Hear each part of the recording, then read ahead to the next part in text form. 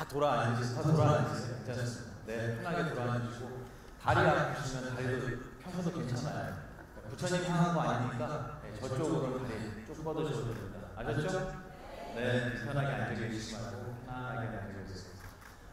아이고 반갑습니다. 우리 밖에 계신 분들도 반갑습니다. 네, 고맙습니다.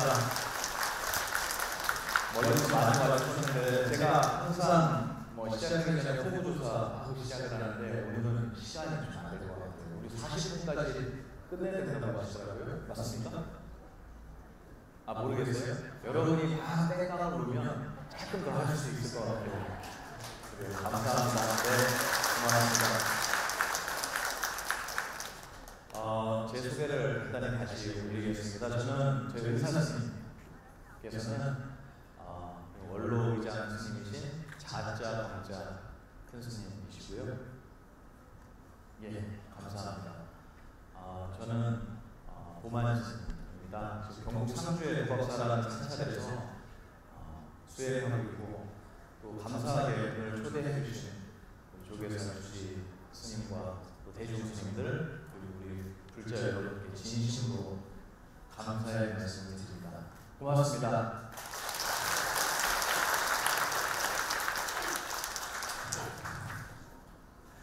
조계사에서 저기 그 스크린 설치를 했다고 자랑을 엄청 하시더라고요. 그래서 저한테 이거를 좀 꼭 써달라고 샀으니까 설치했으니까 그래서 제가 PPT를 좀 준비해 왔어요. 지루하지 않게 여러분하고 같이 하려고 괜찮은 것 같아요. 그렇죠? 네, 그래요. 뭐라고요? 잘생겼어요.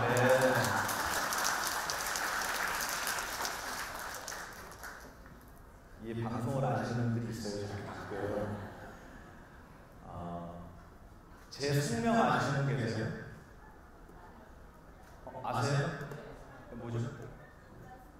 맞습니다. 예, 제 숙명이 반가운 분들 많네요. 보니까 여기 물건들이 많아요. 지금 사이사이에 제 스님들이 출가를 하시게 되면 원래 이름이 있죠. 아버지 부모님이 주신 이름이 있고 그리고 나서 출가해서 은사 스님께서 주시는 이름을 뭐라고 합니까? 법명. 그러죠. 법명이라고 그러잖아요. 그래서 속명, 법명 이렇게 스님들 이름을 두 가지를 가지고 있습니다. 근데 제가 속명이 가수 이름이에요. 이승환입니다. 제 속명이. 그래서 제가 어릴 때 전학을 되게 많이 다녔는데 초등학교 때만 해도 4번을 전학을 다녔어요. 그러니까 전학을 다닐 때마다 거기 이제 새로운 학급의 친구들 앞에서 이 소개를 할 거 아니에요. 그럼 제 이름은 이승환입니다. 그럼 뭐라고 할까요? 그 친구들이 노래 아주 지긋지긋했어요. 그래서 이사를 가서 전학을 갈 때마다 노래를 하니까 막 엄청 큰 스트레스인 거예요. 그게 이거를 어떻게 해야 되나? 이름이 가수 이름인데 어떻게 해요? 그런데 어느 날 저희 조부님, 저희 할아버지를 뵌 적이 있었는데요. 할아버지께서 그러셨습니다.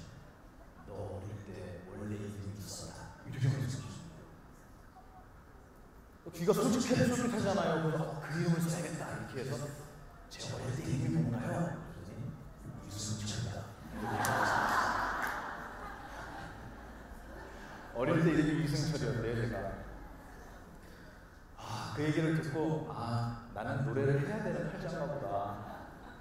그래서 그 다음에는 열심히 노래를 했던 기억이 있어요. 이름이 바뀌었는데도 가수 이름이라서 노래를 해야 되는 팔자인가 보다. 이렇게 어린 나이에 생각을 했는데 여러분 팔자가 진짜 있어요? 없어요? 있어요?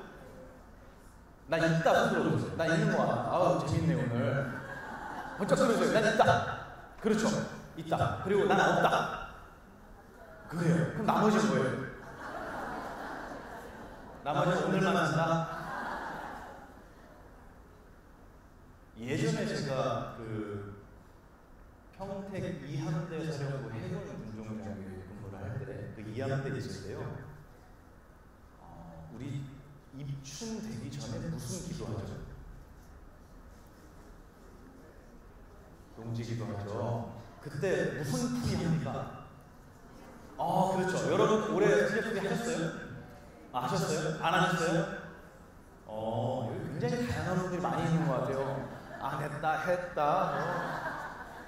아니, 삼재풀이를 저한테 해달라고 그러시더라고요. 그래서, 그래요? 알았어요. 네, 법회 때 해드릴게요. 그리고 이제 법회하는 날 올라와서 그런 얘기를 제가 해드렸어요. 삼재풀이 해주겠다. 여러분 잘 들으세요. 오늘 중요한 얘기예요. 시간이 길지 않아서 제가 너무 아쉽긴 하지만,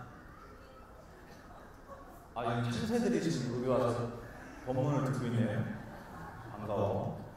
자, 이거 한번 볼까요? 만들어 왔으니까 그거 해야죠. 제목 한번 같이 읽어볼까요? 시작! 연못에 던진 참기름병.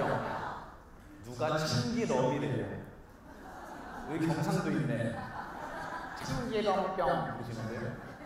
연못에 던진 참기름병을 제가 이거 제목으로 받아줬고요.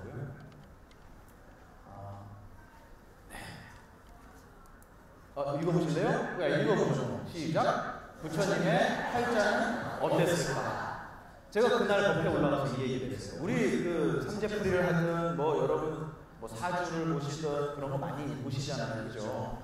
요즘에 MZ들이 그렇게 많이 본다면서요? 90% 이상이 타로 전뿐만 아니고 그런 미래에 대한 불안감 때문에 그런 점을 보거나 그런 분들이 많대요. 여기도 MZ 분들이 대부분 같아요. 그러니까. 맞죠? 네, 여러분도 보셨죠? 한 번씩은 다. 예. 제가 아는 분은 그 스님이신데, 제 이름을 얘기하면 안 돼요. 여러분 알거든요. 근데 그 스님이 아기 때, 초등학교 들어갈 때 어머님이 이제 사주를 보러 가셨대요. 아들 사주를. 근데 얘는 평생을 여자들에 둘러싸여서 살 팔자가 그랬대요. 그 얘기를 듣고 스님이 은근히 기분이 좋았는데 그 여자가 여기까지 하겠습니다. 네. 꽤 실망하신 것 같아요, 제가 볼 때. 아니, 근데 우리 거기 가서 뭘 물어보죠? 거기 전문 봐주시는 분한테? 철학관을 가든, 누구를 만나든. 무슨 운, 운이 많잖아요. 무슨 운 물어봅니까? 그렇죠. 재물은 물어보죠, 그죠? 아니, 우리 MZ들 모르는 표정으로 이러고 있는데 내가 볼 때는 또 뭐 물어봐요? 대답해주세요. 건강은, 그렇죠. 또. 뭐라고요? 사업, 그게 재물운이죠, 그죠? 네, 사업. 또 그렇죠. 애정은 물어보잖아요. 야, 오늘 재밌다, 집에서 보면. 또 자식, 그렇죠. 가정, 그죠? 맞아요. 대부분 그런 거 물어보는 것 같아요. 다 그 안에서 대부분 다 질문을 하는 것 같습니다. 그래서 제가 이제 그럼 우리 부처님 한번 봅시다. 재물운 지금 무슨 그림입니까, 저거? 말 그림이라고요? 저 그림은 뭐냐면 부처님의 일생을 8가지의 그림으로 표현한 팔상성도라는 그림의 한 장이에요. 저 그림의 이름 나 안다. 맞춰보세요. 뭐라고요? 유성출가상. 맞습니다. 여러분 박수 부탁드릴게요. 누가 대답하셨어요? 손 들어보세요.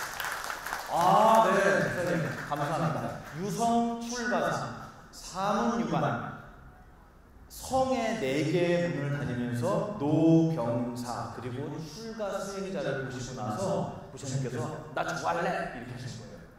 그래서 부왕 아버지 모르게 저 말을 타고 성을 넘는 장면이에요. 엄청난 장면이죠. 근데 왜 재물운을 얘기할 때 제가 저 그림을 넣었을까요? 저 시다르타 태자가 왕궁을 버리고 저기를 넘어가는 순간 저분에게 재물운은 어떻게 되죠? 완전히 거지가 되거든요. 거기다가 저 뒤에 꼬리 붙잡고 있는 사람 보이죠? 저분이 마부예요, 마부. 근데 저 마부한테 말 끌고 오라고 시키거든요, 태자께서. 그래서 저 마부하고 같이 성을 넘어요.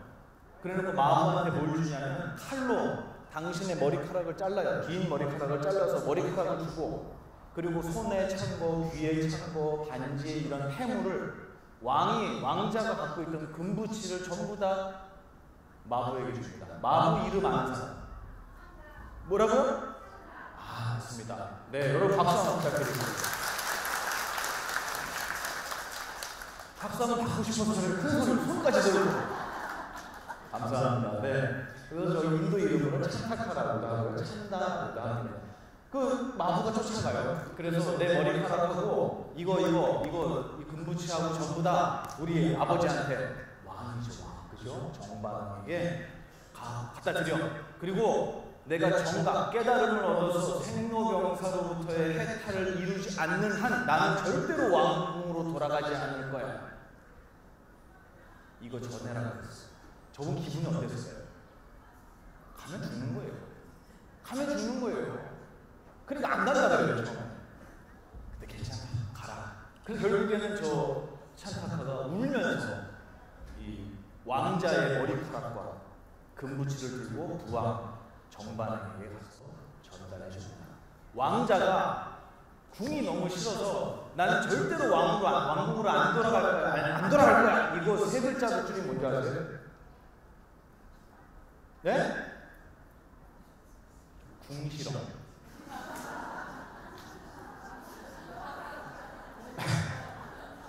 이 얘기를 저희 절에 이사 와서 사는 친구들이 많은데 학생들이 어느 날 저한테 얘기해 주더라고요. 스님, 왕자가 궁에 들어가기 싫으면 뭐라 그러는지 아세요?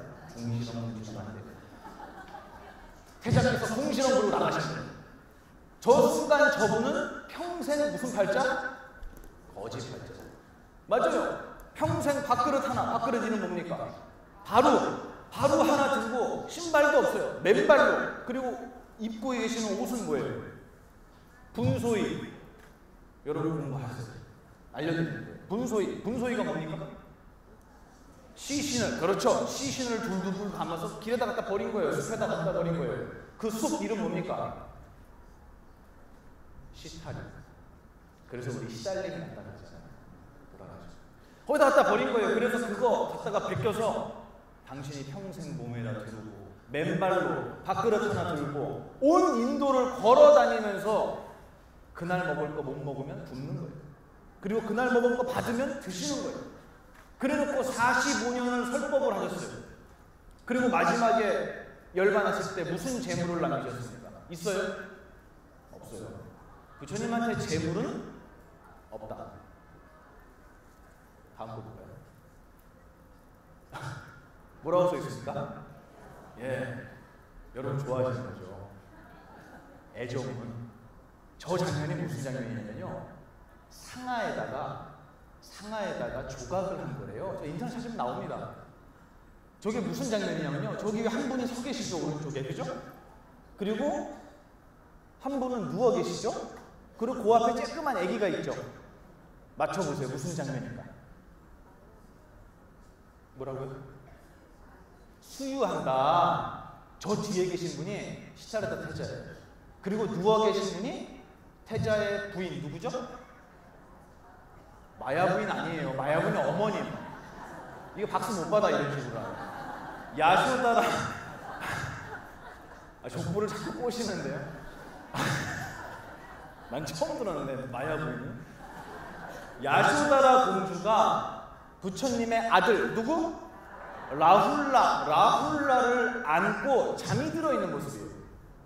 근데 부처님께서 저 뒤에서 출가하기 직전입니다. 저게. 그날이에요. 그날 야쇼다라와 라훌라를 만졌을까요? 안 만졌을까요? 손 모양 보세요. 그렇지. 차마 손을 대지 못하는 거예요. 깨울 수가 없어요. 깨우면 못 간다. 출가의 그 큰 뜻이 꺾일까봐 오죽하면은 아들 이름을 뭐라고 줬어요? 라훌라, 장애라고 줬잖아요. 이분의 뜻은 거기에 있었던 게 아니에요. 그래서 손을 참아 대지 못하고 떠나시는 모습이에요. 보세요. 부처님의 애정은 어떻습니까? 생이별이에요. 생이별이에요. 거기다가 여기서 끝이 아니에요. 저 야쇼다라 공주와 어머니, 부처님의 어머니 마하자파티, 아니 그렇죠. 내가 헷갈리네. 마야 부인이 부처님 태어나시고 나서 일주일 만에 어떻게 되셨습니까? 돌아가셨어요. 그리고 마야 부인의 동생 부처님의 이모 마하파자파티와 야쇼다라 공주 두 분이 최초의 누구다? 최초의 비구니가 됐어. 최초의 비구니가 됐어. 언제 비구니가 됐냐면 석가적 부처님의 나라가 카필라국이 멸망할 때, 코살라국의 침공을 당해서 멸망할 때 나라와 왕궁과 모든 백성을 잃어버리고 저 두 분이 부인과 이모, 키워주신 이모가 아무도 받아주지 않았어요, 승단에서. 근데 부처님의 행렬을 따라서 스스로 머리를 깎고 쫓아와서 맨발로. 애정은 어떻다고요? 다음 거 볼까요? 이거 무슨 그림입니까? 우리 미술 시간에 미술책에 꼭 나오죠. 부처님의 고행상. 저 때를 회상하신 부처님의 경전이 있어요. 거기에 보면 뭐라고 나오냐면 하루에 씨앗 하나 먹었다고 그랬어요. 그리고 주위에서 다 그렇게 얘기해요. 태자씨, 고타마야, 당신 그렇게 수행하다 죽습니다. 수행을 이루지 못하고 죽어버리면 어떡하냐고. 너무 지나칩니다. 그래서 그 당시에 숲속에 있던 고행주의자 그 누구보다 혹독하게 고행을 해서 유명해지셨대요. 근데 저 때를 회상하시면서 뭐라고 하시냐. 배를 만지면 등뼈가 만져져요. 좀 그렇게 돼 있죠? 네, 배 만지면 등뼈가 손에 만져졌대요.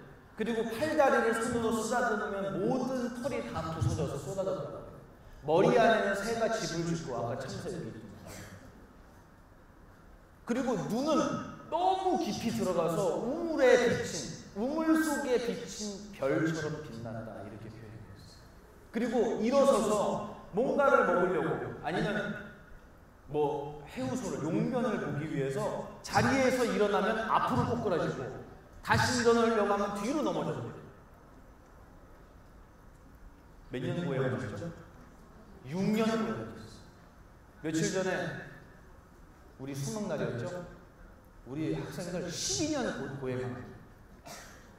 우리 12년 부처님보다 2배 더 고행하는 우리 수험생분들 향해서 우리 박수 한번 부탁드립니다. 정말 수고 많으셨어요. 6년을 고행하면서 저 모습이 됐어요. 그리고 나서 부처님께서 아신 거예요. 뭐를?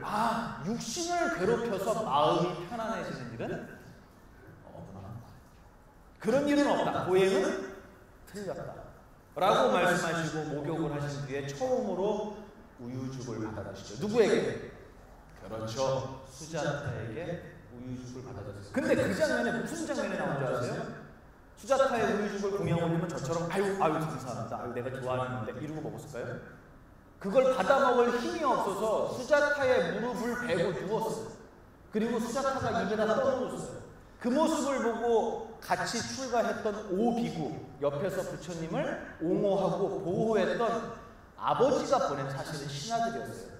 이 5명의 비구가 뭐라고 했는 줄 아세요? 고타마 시차르타가 타락했다 라고 얘기해서 떠나버려요. 그리고 나서 홀로 남으셔서 보리수 아래에서 정각을 이루시죠. 저런 고생 때문에 부처님은 평생을 두통과 설사에 시달렸다고 해요. 그리고 부처님 마지막 공양 누가 올립니까? 대장장의 아들 충다가 올리죠. 그 음식을 마지막으로 드시고도 끝없는 설사를 하시고 복통에 시달려주세요. 그래서 묻습니다. 제자들이. 아니 3계 대도사이신 부처님께서 왜 질병에 시달리십니까? 라고 물어보니까 여쭤보니까 전생 이야기를 해주시는 거예요. 전생의 인연 때문에 오늘 그 얘기 다 못해요. 전생의 인연 때문에 내가 지금 이렇게 두통과 복통에 시달립니다. 그리고 평생을 이슬을 맞으시면서 인도의 길거리에서 주무셨어요. 부처님한테 있던 절 2군데 어디죠? 기원정사와 중림정사. 그거 말고는 평생을 길에서 사셨어요. 그리고 부처님 마지막에 열반하실 때 어디서 열반하셨습니까? 쿠시나가라의 사라상수 앞에서 거기도 똑같아요. 노지. 평생을 이슬을 맞으시면서 이불도 없어요. 그냥 입고 계신 이 가사, 이게 이불이었어요. 건강이 어떠셨을까요? 부처님의 건강. 드디어 자신이 나옵니다. 부처님의 자식 누구라고요? 라훌라. 저하고 같이 공부하시던 분이 그 휴대폰에다가 이 얘기를 해주고 나니까 딸내미 이름을 라훌라로 바꿔놨더라고요. 이게 틀린 건 아니에요. 잘했어요. 근데 주의할 점이 있어요. 뭘까요? 딸한테 걸리면 안 돼요. 근데 걸렸어요.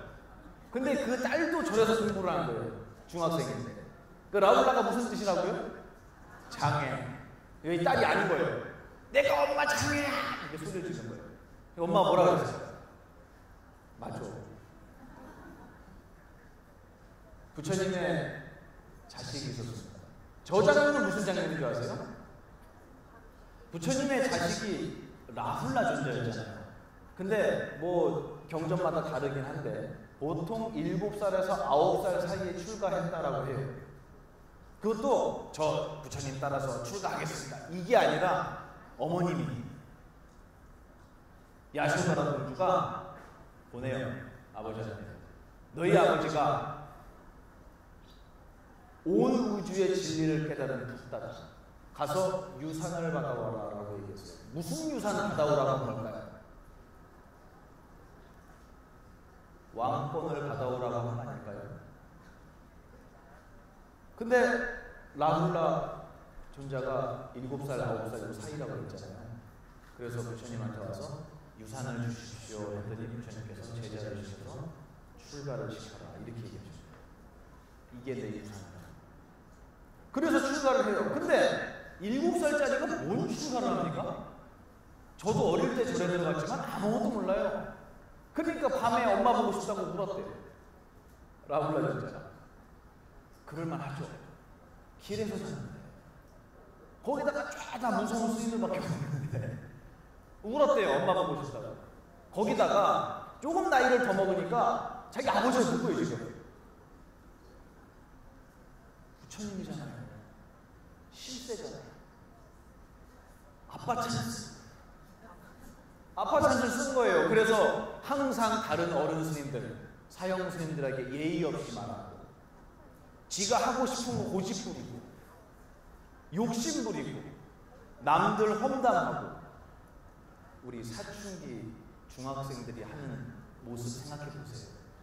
왜 그 시절이 없었겠어요?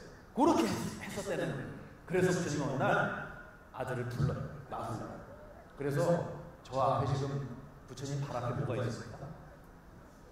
대야가 있죠. 물 담아주세요. 내가 저기 그릇에다가 물을 담아와라 라고 시키니까 라훌라 존자가 저 어린 저 스님이 물을 담아서 부처님 앞에 갖다 놨습니다. 내 발 앞에 돌아보세요.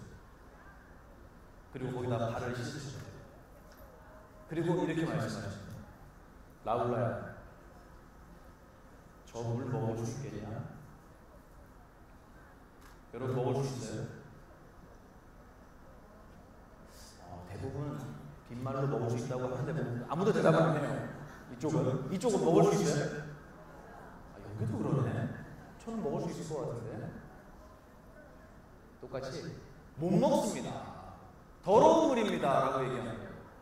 그래? 알았어. 그러면 이거 버리고 가서 씻어와 다시. 그래서 그걸 버리고 씻어왔대요. 발 닦은 그릇이에요. 꾸정물이죠. 그거 담았던 그릇을 씻어오라 그래갖고 물을 닦아 씻어왔대요. 그래놓고 다시 갖고 오니까 다시 묻습니다. 부처님께서. 라훌라야, 여기다가 밥을 담아서 너 먹을 수 있겠냐?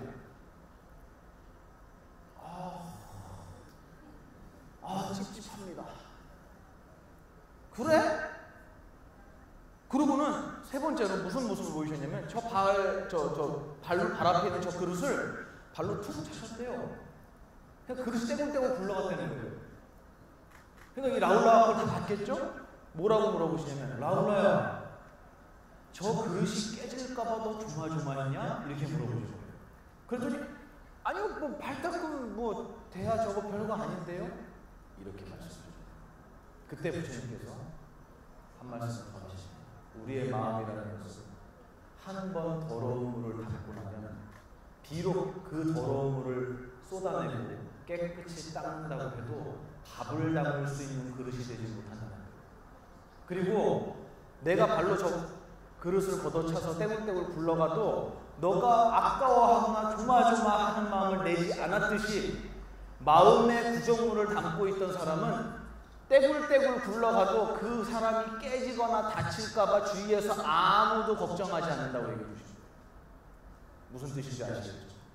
라울라 존자에게 교훈을 주시는 장면. 그래서 결국 라울라 존자는 부처님 끝까지 남아서 10대 제자 중에 한 분이 되었어요. 거기다가 나 이렇게 해서 공부 잘해. 여기 그런 분 계실 수 있어요. 나 법화경 100번 썼어. 있어요? 없어요? 나 금강경 다 외워. 있습니까?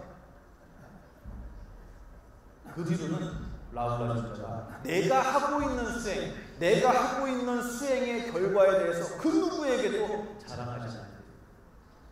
그래서 라울라 존자의 별명이 있잖아요. 10대 제자의 별명. 무슨 제일? 밀행 제일. 비밀할 때 비밀자예요. 행은 음지실 행. 정말 비밀스러운 수행을 하셨어요. 아무도 몰랐던 거예요. 라울라 존자가 무엇을 공부하고 얼만큼의 깨달음을 갖고 있는지 아무도 몰랐대요. 부처님이 저런 교훈을 주신 거예요. 자, 그래 놓고 부처님은 이제 끊어졌어요. 뭐가? 배가 깨어났어. 끝났어. 그리고 나서 석가종은 침공을 받고 멸망하게 됩니다. 부처님의 자식은 어떻습니까? 왜 이렇게 숙연해요? 출세. 아까 누가 사업 얘기했었죠? 저 장면은 무슨 장면인 줄 아세요?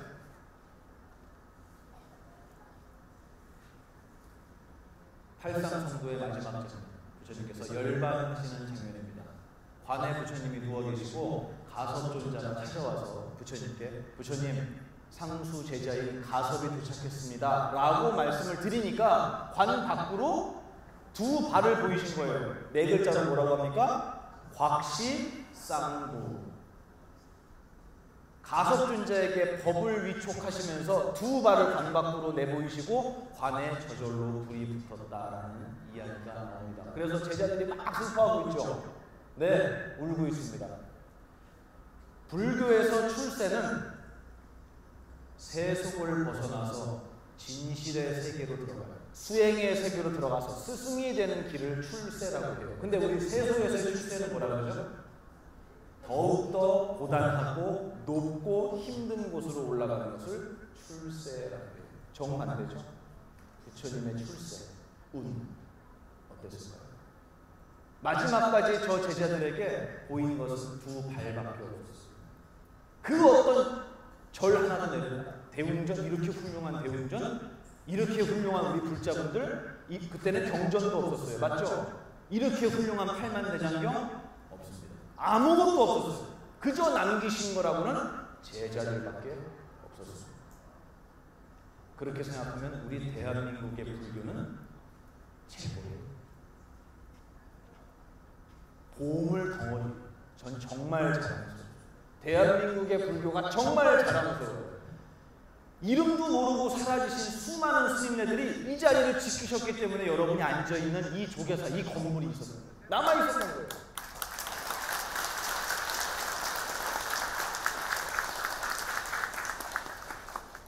여러분이 저 스님은 왜 저래?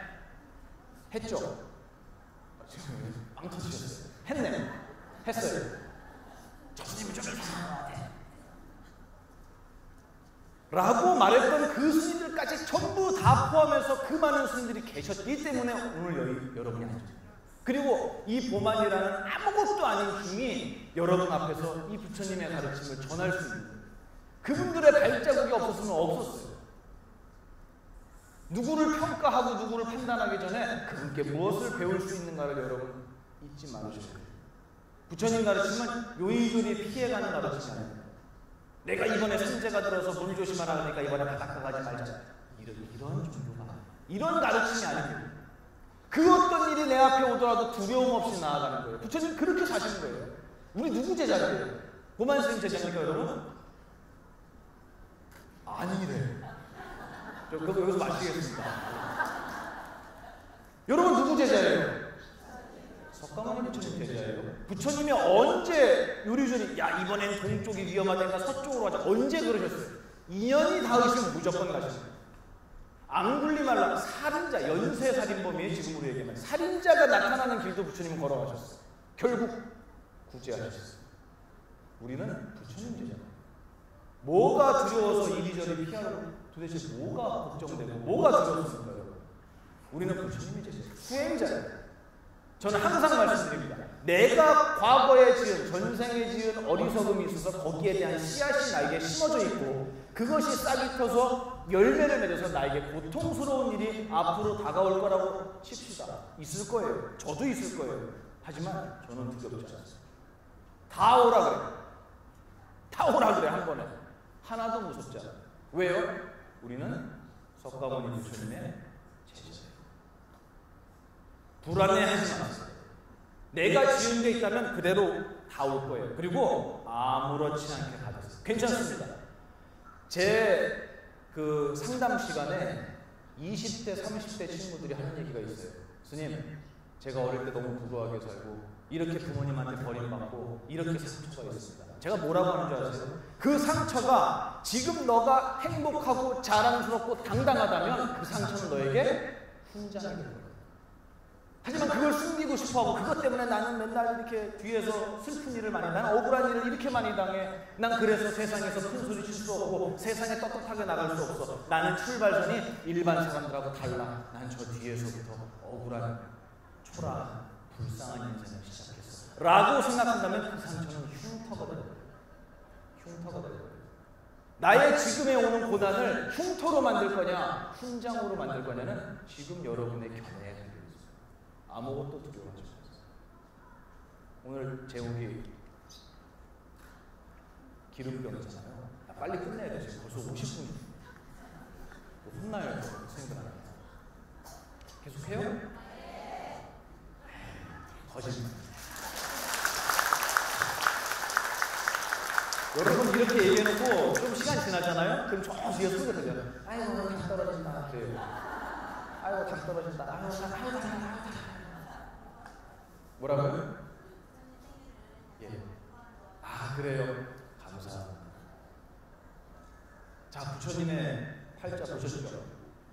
정말 불행한 분일까요? 만약에 어떤 용한 분한테 부처님의 사주를 보여주고요. 이분은 어떻게 했습니까? 물어보면 야 이렇게 팍팍한 인간이 있냐.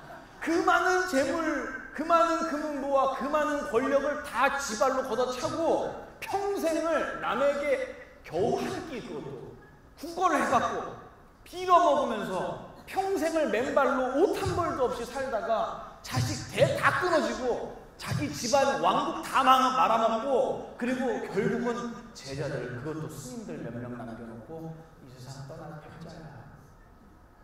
그런 적게 나오지 않겠습니까? 그 얘기 들으면 전 우주에서 가장 불행한 분이에요. 근데 정말 불행한 3계 대두사 온 우주의 진리를 다 깨달으신 우리의 영원한 스승, 모든 것을 다 부족하신 부처님. 아함경을 보면 이런 얘기가 나와요. 이 얘기만 하고 마칠게요. 저기 써있죠? 중아함경. 예. 가민이경. 가만이 아니라 가민이경. 읽어볼까요? 제가 뭐라고 썼죠? 시작.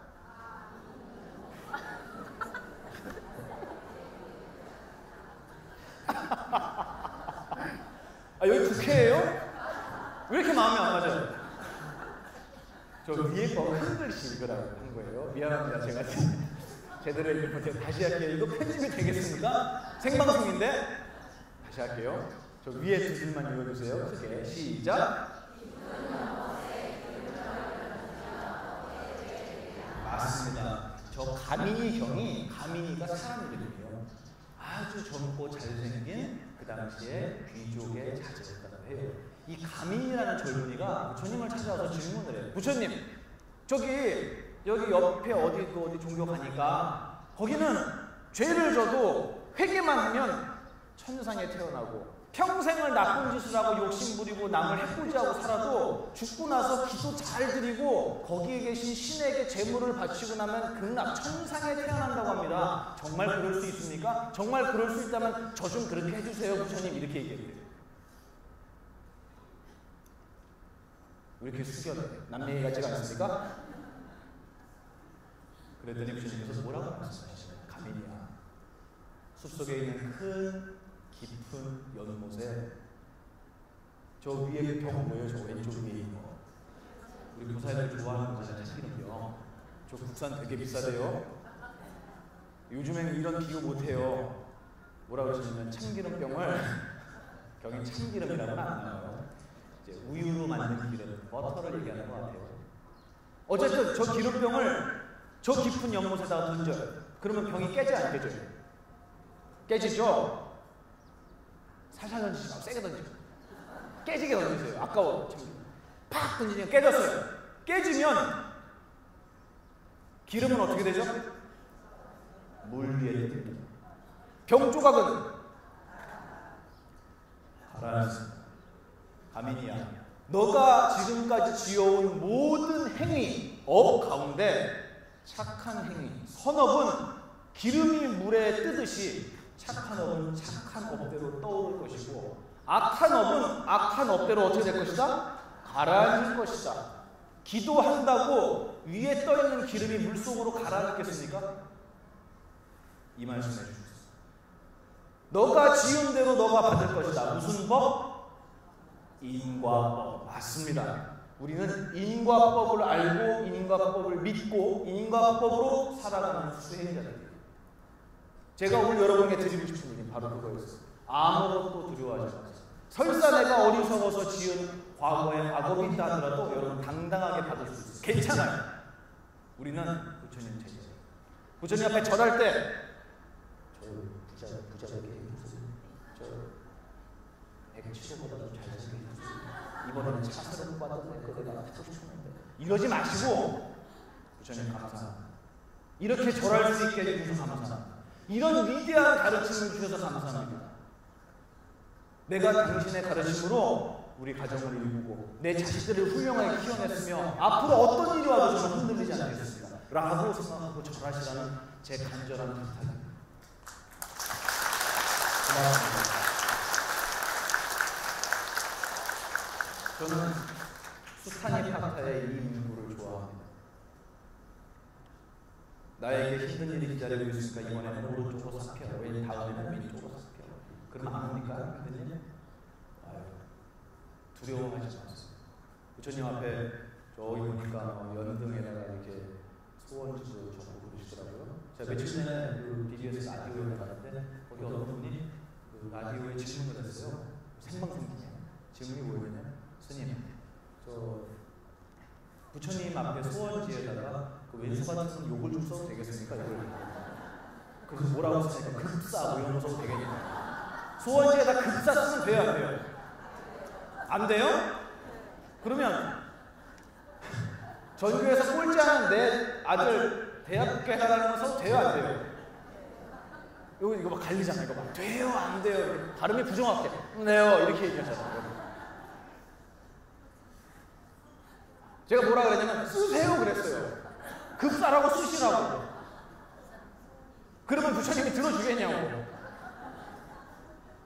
오죽 할 곳이 없으면 그 얘기를, 아이 저놈의 새끼 꿀도 보기 싫어 죽어버렸으면 좋겠다라는 이 생각을 아무에게도 표현하지 못한 거예요. 그러니까 결국에 누구한테 썼어요? 부처님 앞에 쓴 거예요. 그거는 써야 돼요, 말아야 돼요?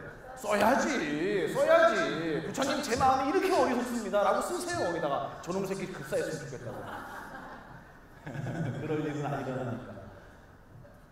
부디 여러분 두려워하지 말고 우리 수사님 파타에 이 아름다운 이 고귀한 가르침대로 사자와 같이 살았으면 좋겠어요. 사자는 그 어떤 소리가 들려도 놀라거나 두려워하지 않습니다. 왜? 자기가 왕이에요. 근데 여러분 수능 시험 치고 학부모도 계실 텐데 갑자기 딸이 전화 와요. 그러면 심장이 어때요? 저는 자식이 없는데도 저희 도학사에 와서 사는 애들, 이 청소년들이 있어요. 이놈의 자식들이 밤에 8시 넘어서 전화 와요, 저한테. 그 이름이 딱 찍혀요. 그러면 갑자기 심장이 벌렁벌렁해요. 소리에 놀라지 않는 사자처럼 살고 싶은데 핸드폰 벨 소리에 놀라요, 제가. 저는 이 문구를 좋아합니다. 부디 오늘 조교사 이 귀한 자리에 이 귀한 많은 인연들이 모이신 이 자리에서 여러분 마음속에 정말 돌에다가 새기듯이 부처님 가르침을 조각하듯이 여러분 가슴 속에 새기셨으면 좋겠어요. 원래 4개인데 하나만 이렇게 다 같이 읽고 오늘 마치겠습니다. 고발 당 떨어진다 박수를 빨리 치잖아요. 너무 늦어서 미안합니다. 자, 다 같이 한번 수타니 파타에 나와 있는 우리 부처님의 용감한 제자들의 우리 선언을 함께 읽으면서 오늘 강의 마치겠습니다. 긴 강의 들어주시느라고 감사하고요. 그리고 자리 마련해 주신 조계사 대중생님과 모든 관계자분들 진심으로 감사드리고 우리 BBS 촬영해 주신 PD님들 모두 감사합니다. 다 같이 우리 부처님의 가르침 크게 읽고 박수 치고 마치도록 하겠습니다. 자, 수타니 파타의 위대한 선언 시작! 소리에 놀라지 않는 사자처럼. 감사합니다.